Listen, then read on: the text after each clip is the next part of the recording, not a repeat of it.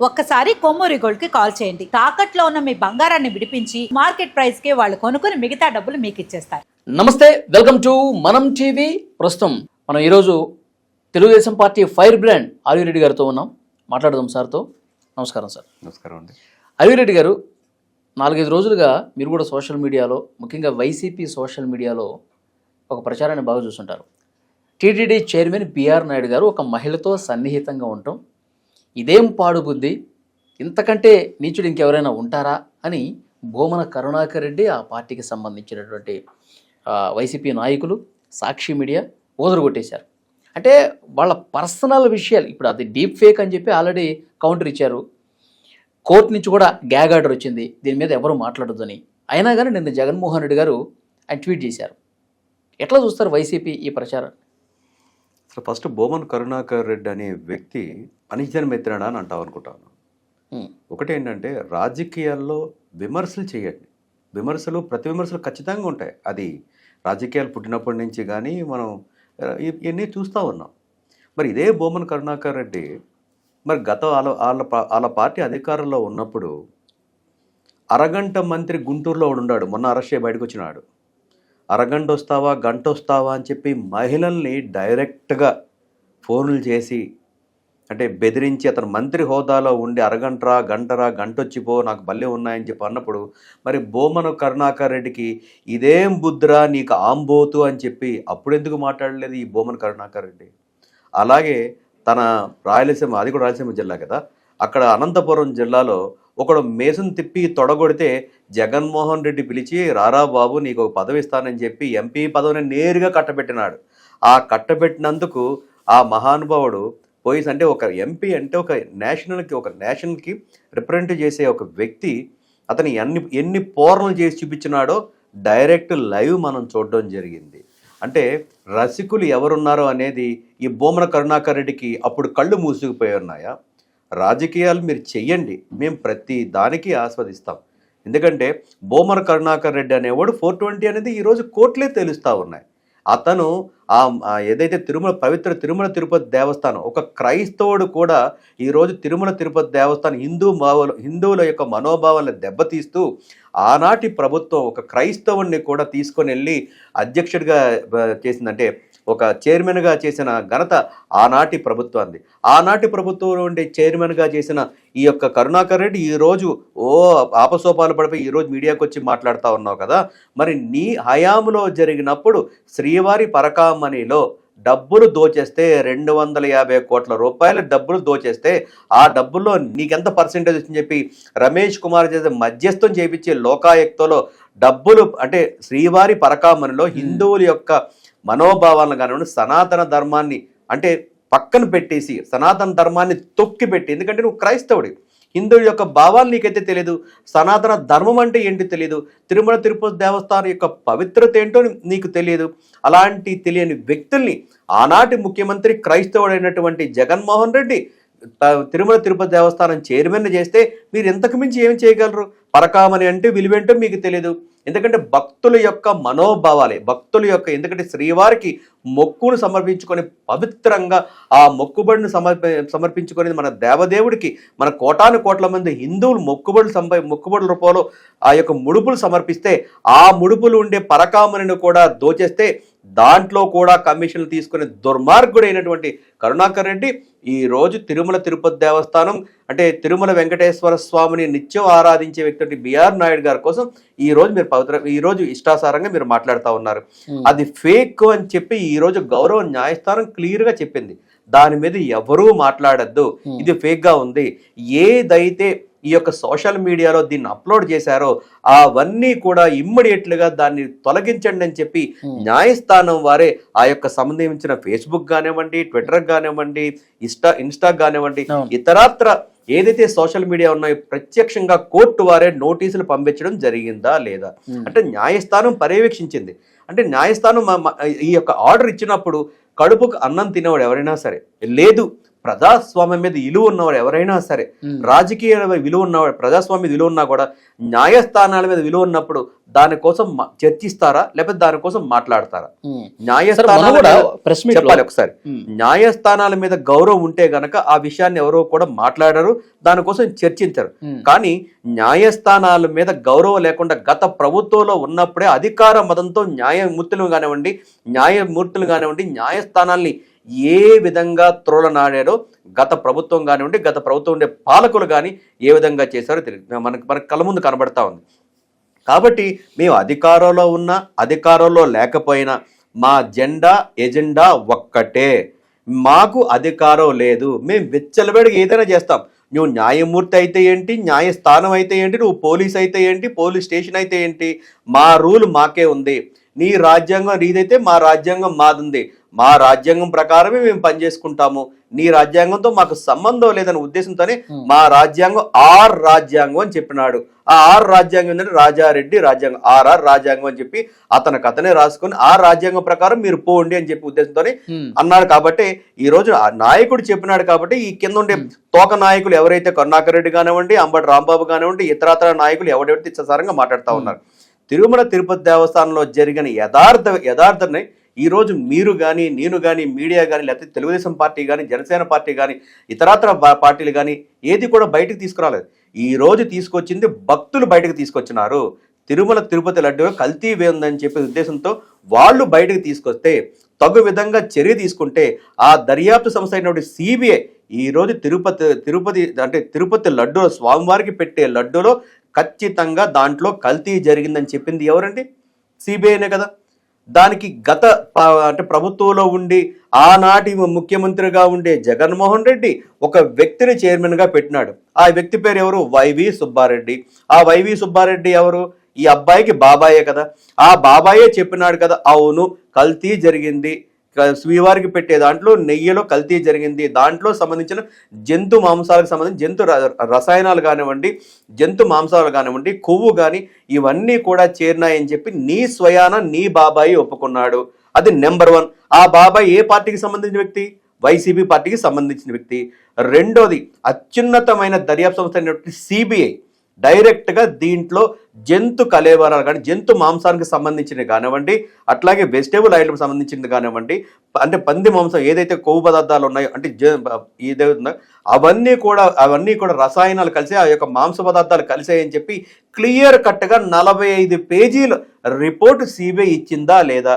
దానికి నిన్న శాసనసభలో కానివ్వండి, శాసన మండలిలో కానివ్వండి, శాసనసభలో ఈ టీంలో ఎలాగో రాదు, శాసన మండలిలో ఈ యొక్క సభ్యులు బుర్రలేని సభ్యులు అందరూ కూడా గుజ్జులేని సభ్యులు అందరూ వచ్చినా కూడా డైరెక్ట్ గా శాసన మండలిలో గౌరవ మంత్రి లోకేష్ గారు కానివ్వండి, ఆర్థిక మంత్రి పయ్యాల కేశవ్ గారు కానివ్వండి, అంటే రాష్ట్ర ప్రభుత్వంలో ఉండే ప్రతి మంత్రి గారు కూడా శాసన మండలిలో గౌరవంగా తిరుమల తిరుపతి దేవస్థానం ఈ విధంగా జరిగింది, ముందు ఈ రిపోర్ట్ తీసుకోండి, దీని మీద ఎంతైనా చర్చ పెడదామంటే మూర్ఖంగా వాదిస్తుంది ఏ పార్టీ?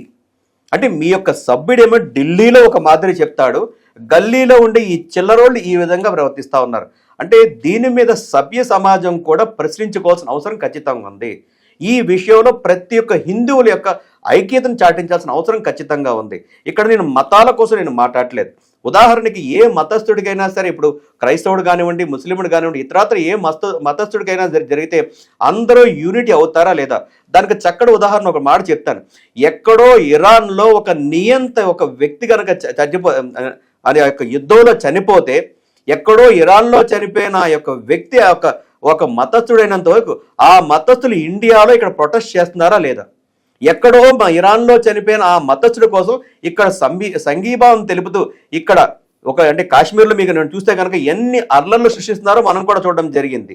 అంటే ఆ మతం చనిపోతే ఆ మతానికి సంబంధించిన వ్యక్తులు ఇక్కడ ప్రొటెస్ట్ చేస్తూ ఉంటే, ఈ రోజు యావత్ ప్రపంచం కూడా తిరుమల తిరుపతి దేవస్థానాన్ని మొక్కుతా ఉన్నారు. కొన్ని కోట్ల మంది ప్రజలు ఆరాధ్య దైవం తిరుమల వెంకటేశ్వర స్వామి. అట్లాంటి హిందూ బలం ఉండే వ్యక్తులు ఎందుకు, హిందూ మతం మీద ప్రేమ ఉండే వ్యక్తులు ఎందుకు బయటకు రావట్లేదు అనేది నేను మీ ద్వారా ప్రశ్నిస్తా ఉన్నాను. ఈ యొక్క విషయము ఒక తెలుగుదేశం పార్టీకి సంబంధించిందో, లేదా కూటమి ప్రభుత్వానికి సంబంధించిందో, లేదా కూటమి పార్టీలకు సంబంధించిన విషయం అయితే కాదు, భారతదేశానికి సంబంధించిన విషయం కూడా కాదు, హిందువులకు సంబంధించిన విషయము. ఇది మీ బాధ్యత. ఈ రోజు ప్రభుత్వం బాధ్యతగా మీరు ఎన్నుకున్న ప్రభుత్వం కాబట్టి దాని బాధ్యతగా ఈ రోజు దాన్ని అంటే క్షుణ్ణంగా దాని యొక్క దర్యాప్తం చేస్తే ఈ రోజు విషయం తేలింది. ఆ విషయాన్ని తెలుతుంటే కూడా ఈ రోజు ఎవరైతే ఆ యొక్క వైసీపీ పార్టీ ఉన్నారో వాళ్ళు మనం హిందూకు వ్యతిరేకంగా ఈరోజు మూర్ఖంగా వాదిస్తున్నారంటే ఆ మూర్ఖుల్ని మీరు ఏం చేయాలో మీరు ఒక ఆలోచన చేయండి. ఇట్లాంటి వ్యక్తుల్ని పెంచి పోషించాలా, లేదంటే గనక భావి తరాలు కూడా గుర్తుండిపోయే విధంగా మనం వీళ్ళని శిక్షించాలనేది ఈ రోజు ప్రపంచం మొత్తం మీద ఉండే హిందువుల్ని మీ మీడియా ద్వారా నేను అభ్యర్థిస్తా ఉన్నా. ఎందుకంటే తిరుమల వెంకటేశ్వర మనకి ఏమైనా కష్టం వస్తే మనం ఆ స్వామి దగ్గరికి వెళ్ళి మాకు ఈ కష్టం ఉంది స్వామి మాకు తీర్చు అని చెప్పి మనం వేడుకుంటా ఉంటే ఈ రోజు ఆ స్వామికే ఈ రోజు మనం అంటే మనల్ని తయారు చేసిన దేవుణ్ణి ఈ రోజు ఆ దేవుణ్ణి మనమే కలంకితం చేసుకుంటా ఉన్నాం. కాబట్టి ఈ బాధ్యత ఎవరికి ఉంది? మనకి కష్టం వస్తే దేవుడు తీరుస్తా ఉన్నాడు. ఈ రోజు ఆ దేవుడికే కల్తీ జరిగింది. ఆ కల్తీ దేవుడు జరిగింది మనల్ని కాపాడుకోవడం మన బాధ్యత కాదా? ఆ బాధ్యత కావాలంటే ప్రతి హిందువుడు ఏకవతంగా కావాలి. ప్రతి పీఠాధిపతి ఎవరు కావాలి? నేను స్వామీజీ అని చెప్పుకునే ప్రతి స్వామీజీలు ఈ రోజు బయటకు రావాల్సిన అవసరం ఖచ్చితంగా ఉంది. దీనికి ఏ ప్రభుత్వం బొట్టు పెట్టదు, దీనికి ఏ ప్రభుత్వం మీకు ఆహ్వానం పలకదు. ఇది మీ బాధ్యతగా ఖచ్చితంగా రావాలి. ఎందుకంటే మీరందరూ బయటకు వస్తేనే ఈ వైసీపీ అరుస్తున్న కుక్కలు నోళ్లు మూతపడతా ఉంటాయి. లేకపోతే గనక ఈ విధంగానే మాట్లాడుతూ ఉంటారు. బయట అలాగే మాట్లాడుతూ ఉన్నారు, చట్ట సభల్లో కూడా అలాగే మాట్లాడుతూ ఉన్నారు. కాబట్టి మీరు ఆ భయంలో ఉన్నారా, లేదంటే మతోన్మాదం కాకుండా మాకెందుకులే అని మీరు అనుకుంటున్నారా అనేది యావత్ హిందూ ప్రపంచం ఈ రోజు ప్రశ్నించాలని నేను వినప్రయోగంగా నేను వాళ్ళందరినీ అభ్యర్థిస్తా ఉన్నాను. డిప్యూటీ సీఎం పవన్ కళ్యాణ్ గారు కూడా ఇదే మాట చెప్పారు, హిందువులు ఏకం కావాలి, ఇది ప్రశ్నించాలి అని చెప్పి మాట్లాడుతూ ఉన్నారు. కానీ ప్రజల్లో ఆ రకమైనటువంటి ఆ భావోద్వేగం ఉందా లేదా, లేదంటే సమయం వచ్చినప్పుడు చూపిద్దామని చెప్పి ప్రజలు ఏమైనా అనుకుంటే సమయం అంటే ఏది కావాలండి? వెంకటేశ్వర స్వామి స్వయంగా వచ్చి 7 కొండలు దిగి నన్ను కాపాడరా అని చెప్పి ఈ హిందూ మతాన్ని అడగాలనా? నాకు తెలియగడతాను. అది ఎవరికి వాళ్ళకి రావాలండి. ఈ రోజు నేను నా దగ్గరకు వచ్చి నా మనసులో ఏదైతే ఉందో ఈ రోజు నేను మీకు చెప్తా ఉన్నాను. అది నా బాధ్యతగా నేను చెప్తా ఉన్నాను. అంటే ప్రజలు కూడా ఇది ఒక రాజకీయంగా చూస్తున్నారా, లేకపోతే నిజంగా వాళ్ళు రాజకీయంగా ఏ మతస్థుడు చూడడండి. ఏ మతస్థుడైనా సరే, ఇప్పుడు మీరు ఏ మతం అయినా సరే, ఈ రోజు ఇక్కడ మనది ఒక సర్క్యులర్ కంట్రీ. ఇక్కడ మనం ప్రతి ఒక్క మతాన్ని ఇక్కడ మనం గౌరవించుకుంటాం. రంజాన్ వస్తే ఈ రోజు పవిత్రమైన రంజాన్ మాసం, ఇది ఒక ముస్లింకి సంబంధించిందేనా? ప్రతి ఒక్క భారతీయుడు కూడా రంజాన్ని చాలా గౌరవంగా చూస్తూ ఉంటాడు. అందరూ కూడా సంతోషంగా చేసుకుంటా ఉంటారు. అలాగే క్రిస్మస్ అయితే కానివ్వండి, క్రైస్తవులు అయితే కానీ, పార్సీలు కానివ్వండి, ఏ మతస్థుడినైనా సరే మనం ఇక్కడ భారతదేశంలో మనం అందరం కూడా కలిసికట్టుగా అందరం కూడా ఆ యొక్క పండుగను మనం చేసుకునే ఒక గొప్ప దేశం ఏదైనా ఉంటే భారతదేశం. ఆ భారతదేశంలో ఎక్కువ శాతం ఉండేది హిందూ మతం అనేది ఎక్కువగా ఉంది. ఆ మతాన్ని ఈరోజు కించపరుస్తూ ఒక ఏదైతే పార్టీ అయితే ఉందో అదొక రీజనల్ పార్టీ ఏదైతే ఉందో యువజన శ్రామిక రైతు పార్టీ ఈ రోజు ప్రజల్ని మభ్య పెడతా ఉంది. ఆ ప్రజల యొక్క మభ్య పెడుతుంది కాబట్టి ప్రజలు కూడా ఆలోచన స్థితికి వెళ్ళినారు. ఇప్పుడు మీ ద్వారా మేము కోరుకుంటా ఉన్నాం. ఈరోజు నేను తెలుగుదేశం నాయక పార్టీకి సంబంధించిన వ్యక్తిగా నేను చెప్పట్లేదు. హిందువుడుగా, నేను ఒక భారతీయుడిగా, ఒక హిందువుడిగా నేను మీ ముందుకు వచ్చి చెప్తా ఉన్నాను. ఈ రోజు ఆ దేవదేవుడికి కలంకితం అంటించినారు. వద్దాం, అందరూ కలిసి వద్దాం, బయటకు రండి. పోతే ఏమవుతా ఉంది? మన భారతదేశం రేపు వచ్చే భావి తరాలు ఎందుకంటే మన పూర్వీకులు మనకి ఎలాగైతే మన స్వాతంత్రాన్ని సంపాదించారో ఈ రోజు మనం ఎలాగైతే చెప్పుకుంటా ఉన్నామో రేపు భావి తరాలు కూడా ఈ యొక్క తిరుమల వెంకటేశ్వర స్వామి జోలికి ఎవడు వచ్చినా సరే వాడిని పాతాళానికి తొక్కేస్తారా అని చెప్పుకోవాలంటే గనక ప్రతి ఒక్క భారతీయుడు ముందు కలగాలి, ప్రతి ఒక్క హిందువుడు బయట కలగాలి. అలాగే ఈ రోజు బిఆర్ నాయుడు గారి మీద ఎందుకు బయటకు తీసుకొస్తున్నారంటే వీళ్ళు చేసిన అతను ఒక చైర్మన్ గా ఎప్పుడైతే ప్రమాణ బాధ్యత స్వీకరించాడో ఆ రోజు నుంచి కూడా గత పాలక మండలి ఏవైతే దుర్మార్గాలు చేశాయో అవన్నీ కూడా దర్యాప్తు చేస్తుంటే ఒక్కటొక్కటిగా బయటకు వస్తా ఉన్నాయి. దాంట్లోనే భాగంగా ముఖ్యంగా పరకామణి అనేది ముందుగా వచ్చింది. ఆ పరకామణిలో 250 కోట్ల రూపాయలు పైచిలకు వీళ్ళు మధ్యస్థం చేసి ఆ యొక్క ఎవరైతే దొంగిలించిన వ్యక్తి ఆస్తుల్ని ఏ విధంగా కాంప్రమైజ్ చేశారో అని దానికి బయట తీసుకురావడం జరిగింది. దానికి సంబంధించి ఆ యొక్క దర్యాప్తు సంస్థ బయటకు రాగానే అప్పుడే వస్తాడు మన దగ్గర యలహంక ప్యాలెస్ నుంచి పరిగెట్టుకొని తాడేపల్లి ప్యాలెస్కి వచ్చి ఈ పెట్టల ద్వారా ఇమ్మీడియట్ గా ఒక స్క్రీన్ ప్లే ఏదైతే గ్రీన్ మ్యాట్ వేసుకొని ఒక షో చేసేస్తాడు. అప్పుడు కూడా ఏం చెప్పినాడండి, పరకామణిలో పోయింది కేవలం $9 అని చెప్పి ఈ యొక్క పిట్టల ద్వారా చెప్పడం జరిగింది. ఆనాడు కూడా దర్యాప్తు సంస్థ ఏం చెప్పింది, దీంట్లో 250 కోట్ల రూపాయలు పై చిలుకు దీంట్లో అవకతవకలు జరిగాయని చెప్పి దర్యాసం చేర్చిందా లేదండి? అది తేల్చగానే దాన్ని డైవర్ట్ చేయడానికి ఏదో ఒకటి ఎవడో అంటే ఒక 420 చనిపోతేనో, లేకపోతే ఒక మానభంగాలు చేసే వ్యక్తి చనిపోతేనో, లేదా హత్యలు చేసే చనిపోతే దానికి పరామర్శకు పోతాడు ఈ యొక్క పెట్టెల ధర.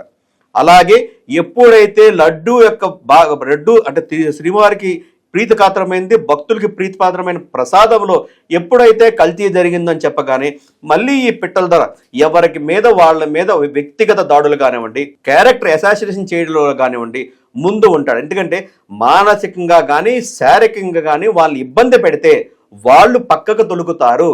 అప్పుడు మనం ఏం మాట్లాడినా అదే నమ్ముతారే ధోరణిలో ఈ యొక్క జగన్మోహన్ రెడ్డి కానీ ఆ యొక్క వైసీపీ పార్టీ కానీ ముందుకు పోతుంది. దాంట్లో భాగమే ఈరోజు బిఆర్ నాయుడు గారిని ఆయన యొక్క ఏదైతే జరిగిందో దాన్ని మార్పింగ్ చేసి దాన్ని ఏఐలో చూపించి ఫేక్ చూపించి ఈరోజు సోషల్ మీడియాలో చేస్తే అదే సోషల్ మీడియా ద్వారా వీళ్ళు ఏవైతే అనుకున్నారో దానికి వీళ్ళకి ఉల్టా వెళ్ళింది. భస్మాసుడు కదా జగన్మోహన్ రెడ్డి, అది ఎప్పుడు కూడా తన చేతుల మీద తన నెత్తి మీద తనే పెట్టుకుంటా ఉంటాడు. తను ఏమైతే పాచికి పాల్గొన్నాడో తన మీదకి జరిగింది. ఈరోజు ప్రతి ఒక్కరు కూడా నువ్వు చేసిన తప్పురా స్వామి అని చెప్పి అంటే దారుణంగా ఈరోజు సోషల్ మీడియాలో అది చూడని విషయాలు కూడా తిట్టే పరిస్థితికి దిగజారిపోయినాడు. సాక్షాత్ కోర్టులే ఈరోజు న్యాయస్థానాలే గట్టిగా ముట్టికాయలేసి దీని మీద ఆ సోషల్ మీడియాకు గట్టిగా వార్నింగ్లు ఇచ్చి ఆ వీడియోలు కూడా బయటకు తీయడం జరిగింది. అంటే దీని అర్థం ఏంటండి? శ్రీవారిని జోలికి వెళ్తే గనక ఆ శ్రీవారే కాపాడుకుంటారనే దానికి దీని నిదర్శనం కదా. ఈరోజు ఈ సందర్భంగా ఆ వైసీపీ పార్టీకి హెచ్చరిక చేస్తా ఉన్నాం డైరెక్ట్గా. మీరు రాజకీయాలు చేయండి, విమర్శలు చేయండి, ప్రజల్ని విమర్శిస్తారా ప్రభుత్వాన్ని విమర్శిస్తారా అనేది విమర్శించండి దేనికైనా సరే. ఎందుకంటే మీకు ప్రజలంటే ఎలాగో అక్కసు. మీకు 151 సీట్ల నుంచి మీకు 11 సీట్లకు మిమ్మల్ని పతనాన్ని తీసుకొచ్చినారు కాబట్టి ఆ ప్రజలంటే మీకు అసూయ, ప్రజలంటే ద్వేషం కాబట్టి మీరు విమర్శించండి. ఇంకా ప్రభుత్వానికి అంటారా, ప్రజా ప్రభుత్వం కాబట్టి ప్రజలను అభివృద్ధి పదవులు నడిపిస్తున్నారు కాబట్టి ఈ యొక్క రాష్ట్రానికి అనేకమైన కంపెనీలు తీసుకొచ్చి ఉపాధి అవకాశాలు కల్పించి నిరుద్యోగ వ్యవస్థను పూర్తిగా అంటే దాన్ని రూపుమాపుతున్నారు కాబట్టి ఈ ప్రభుత్వం మీకు ఎలాగో అక్కసు ఉంటుంది కాబట్టి దాన్ని విమర్శించండి. దాన్ని ఏ విధంగానూ మేము తీసుకుంటాం.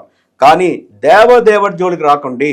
దేవదేవుడి జోలికి వస్తే కనుక మీ నాయన ఎట్టగైనాడో మీరు చూసినారు. పావురాల గుట్లో పావురువై ఎగిరిపోయినాడు.